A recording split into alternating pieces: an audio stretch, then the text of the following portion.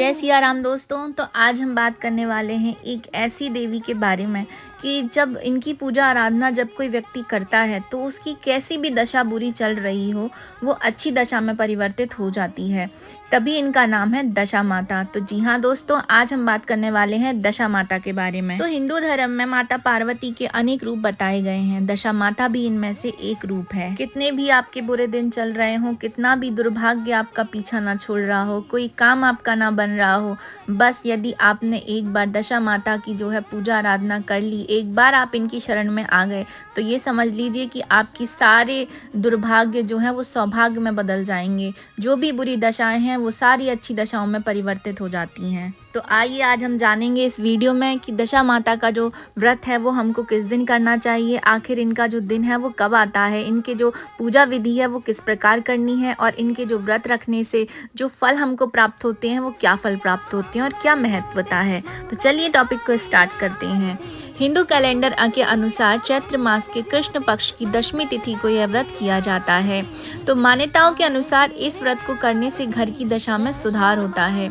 इस बार यह व्रत 4 अप्रैल 2024 यानी कि गुरुवार के दिन रखा जाएगा। जब मनुष्य की दशा ठीक होती है तब उसके सभी कार्य उसके अनुसार होने लगते हैं, लेकिन जब दशा ठीक नहीं होती है तब वो बहुत परेशानियों का सामना करता है और उसको सामना करना भी पड़ता है। और इन्हीं परेशानियों से मुक्ति पाने के लिए इस व्रत को किया जाता है। घर से दरिद्रता हमेशा के लिए दूर चली जाती है। वैसे तो दोस्तों हिंदू धर्म में अनेक देवियों की मान्यता है, दशा माता भी इनमें से एक मानी जाती है। हर साल चैत्र मास के कृष्ण पक्ष की दशमी तिथि को ये दशा माता का व्रत और पूजन करने की परंपरा है। धर्म ग्रंथों के अनुसार दशा माता देवी पार्वती का ही स्वरूप मानी जाती हैं। मान्यता है कि दशा माता की पूजा करने से घर परिवार की स्थिति में सुधार होता है और सुख समृद्धि बनी रहती है। तो पंचांग के अनुसार चैत्र मास के कृष्ण पक्ष की दशमी तिथि जो है वो 3 अप्रैल 2024 यानी कि बुधवार की शाम 6:29 से शुरू होगी और 4 अप्रैल गुरुवार की शाम 4:14 तक रहने वाली है। इस तरह ये जो तिथियां हैं ये 2 दिन आ रही हैं, लेकिन उदया तिथि के अनुसार जो दशमी तिथि का व्रत है वो गुरुवार के दिन ही रखा जाएगा। और 4 अप्रैल 2024 को ग्रह नक्षत्रों के संयोग से सिद्ध, साध्य, ध्वजा और श्रीवत्स नाम के 4 शुभ योग भी बन रहे हैं। तो इन शुभ योगों से इस व्रत का महत्व और भी ज्यादा बढ़ जाता है। तो यदि आप इस टाइम पर ये व्रत करते हैं तो इसका आपको 10 गुना ज्यादा फल प्राप्त होता है। दशा माता की जो कथा है वो राजा नल से जुड़ी हुई है। राजा होने के बाद भी उन्हें पत्नी सहित जंगलों में भटकना पड़ गया था। तब दशा माता व्रत के प्रभाव से ही उन्हें अपना खोया हुआ राजपाट वापस मिल पाया था। दशा माता पूजन के दिन त्रिवेणी वृक्षों यानी कि 3 वृक्ष पीपल, नीम और बरगद की पूजा करने का विधान है। दशा माता हारी, बीमारी, दोष, ग्रह बाधा और काली बुरी नजर को दूर कर देती हैं। इसके अलावा माता का प्रताप इतना है कि वह किसी भी व्यक्ति को राजा बना सकती हैं।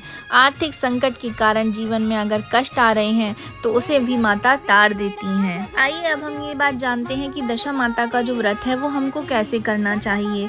इस दिन कच्चे सूत का 10 तार का डोरा जिसमें 10 गठाने लगाते हैं लेकर पीपल की पूजा करनी चाहिए। इस दिन महिलाएं कच्चे सूत का डोरा लाकर डोरे की कहानी कहती हैं तथा पीपल की पूजन कर 10 बार पीपल की परिक्रमा कर उस पर सूत लपेटती हैं तथा डोरे में 10 गठान लगाकर अपने गले में धारण करती हैं। इस डोरे की पूजन करने के बाद पूजन स्थल पर नल और दमयंती की अनोखी प्रेम कहानी या कथा सुनती हैं। इसके बाद डोरे को गले में बांधती हैं। पूजन के पश्चात महिलाएं अपने घरों पर हल्दी एवं कुमकुम के छापे भी लगाती हैं। एक ही प्रकार का अन्न एक समय ही खाती हैं। इस व्रत में भोजन में नमक नहीं लिया जाता। इस दिन विशेष रूप से अन्न में गेहूं का ही उपयोग करते हैं। यह व्रत जीवन भर किया जाता है और इसका उद्यापन नहीं किया जाता। इसके अलावा इस दिन घर की साफ सफाई करके घरेलू जरूरत के सामान के साथ साथ झाड़ू इत्यादि भी खरीदने का महत्व बताया जाता है। चलिए अब मैं आपको बताती हूँ कि दशा माता व्रत की जो पूजन विधि है वो विस्तार पूर्वक आपको कैसे करनी है। तो दशा माता के पूजन के लिए आपको ब्रह्म मुहूर्त में उठ जाना है। आप कोई भी व्रत करते हैं तो आपको हमेशा ब्रह्म मुहूर्त में ही उठ जाना चाहिए। सुबह स्नान आदि करने के बाद व्रत और पूजा का संकल्प कर लें। दशा व्रत के दिन आपको पीपल के पेड़ को भगवान विष्णु का स्वरूप मानकर पूजा करनी चाहिए। आपको कच्चे सूत में 10 गांठें लगाकर इनकी पूजा करनी चाहिए। महिलाएं पूजन करने के बाद इस डोरे को गले में बांधती हैं। ऐसा करने से घर में सुख समृद्धि आती है। आपको पीपल के पेड़ की परिक्रमा करते हुए भगवान विष्णु के मंत्रों का जाप जरूर से करना चाहिए। पीपल के वृक्ष की 10 परिक्रमा जरूर करें। इसके बाद वृक्ष के नीचे आपको दीपक प्रज्वलित करना है। अबीर, गुलाल, कुमकुम, चावल आदि चीजें जो है वो अर्पित कर दें। दशा माता के व्रत पर दिन में एक बार बिना नमक का भोजन का ही सेवन करें। सुहागिन महिलाएं घर की दशा सुधारने के लिए दशा माता का व्रत करती हैं। दशा माता के पूजन के बाद दशा माता की आरती जरूर से करना चाहिए। और एक और ख़ास बात कि दशा माता के पूजन में नल दमयंती की कहानी तो सुनना ही चाहिए। इनके साथ जो है इस पूजा में 10 कहानियाँ पढ़ने का विधान बताया जाता है। आइए अब मैं आपको बताती हूँ कि दशा माता का जो 10 गांठों का डोरा होता है उसका रहस्य क्या है। दशा माता के पूजन के पश्चात गले में पहना गया ये डोरा विशेष महत्व रखता है। यह दशा माता का डोरा कहलाता है जो कि साल भर गले में पहना जाता है। इस दिन सुहागिन महिलाएं दशा माता का पूजन और व्रत करके तथा इस डोरे की पूजा करके गले में बांधती हैं ताकि घर में निरंतर सुख समृद्धि बढ़ती रहे। लेकिन यदि आप दशा माता का डोरा साल भर नहीं पहन सकते हैं तो वैशाख महीने के शुक्ल पक्ष में किसी अच्छे दिन इसे खोलकर रखा जा सकता है। दशा माता का डोरा साल भर गले में पहना जाता है, लेकिन यदि दशा माता का डोरा साल भर नहीं पहन सकते हैं तो आपको वैशाख महीने के शुक्ल पक्ष में आप इसे किसी भी दिन खोल सकते हैं। उस दिन आपको व्रत करना चाहिए और सांपदा माता की कहानी सुननी चाहिए। इतना भी नहीं पहनना चाहें तो जिस दिन आप पहनते हैं उसी दिन डोरे को रात के समय उतार कर पूजा के स्थान पर रख दें और अगले वर्ष पूजा के बाद पीपल की जड़ में दबा देना चाहिए। आइए अब हम जानेंगे कि दशा माता व्रत करने के जो नियम होते हैं वो क्या क्या होते हैं। तो दशा माता का व्रत जीवन में जब तक शरीर साथ दे तब तक करना चाहिए और इसका उद्यापन नहीं होता है। तो दशा माता की पूजा पीपल के पेड़ की छांव में करना बहुत ही शुभ माना जाता है। घर में इस व्रत के दिन विशेष रूप से साफ सफाई की जाती है और अनावश्यक अटाला, कचरा, टूटा फूटा सामान बाहर फेंक दें। साफ सफाई जो है से जुड़े हुए सामान यानी कि झाड़ू खरीदने की परंपरा भी जो है विधान बताया जाता है हमारे शास्त्रों में। यह दिन घर का जो पैसा होता है वो खर्च नहीं करना चाहिए। यथासंभव जो भी आपको सामान लेना हो, वस्तुएं लेनी हो, वो आप एक दिन पहले ही खरीद कर रख लीजिए। दशा माता पूजन के दिन जो है किसी को पैसा उधार भी नहीं देना चाहिए। इस दिन अपने घर की कोई भी वस्तु किसी को भी नहीं देना चाहिए और ना ही किसी से कोई वस्तु या पैसा मांगना भी चाहिए। दशा माता व्रत करने वाली महिलाएं दिन भर मात्र एक बार ही भोजन करती हैं। इस व्रत में नमक का सेवन नहीं किया जाता है।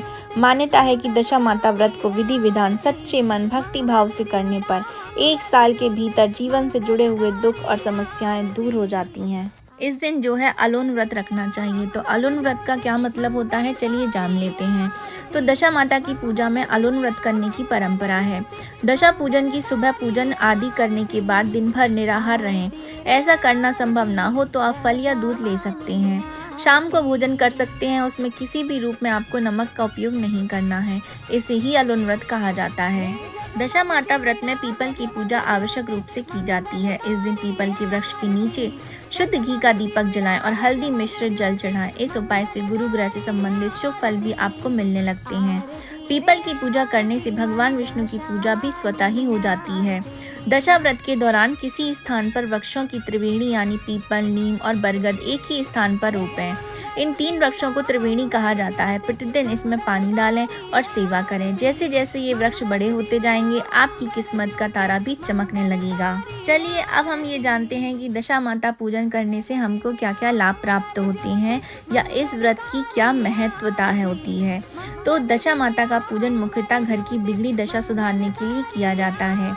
यदि मेहनत करने के बाद भी घर में धन का अभाव बना हुआ है या आप बहुत मेहनत कर रहे हैं किसी जॉब के लिए और आपका कोई काम ही नहीं बन रहा है, आय से अधिक आपका खर्च हो रहा है, तो दशा माता का पूजन करना अति आवश्यक हो जाता है और आपको ज़रूर करना चाहिए।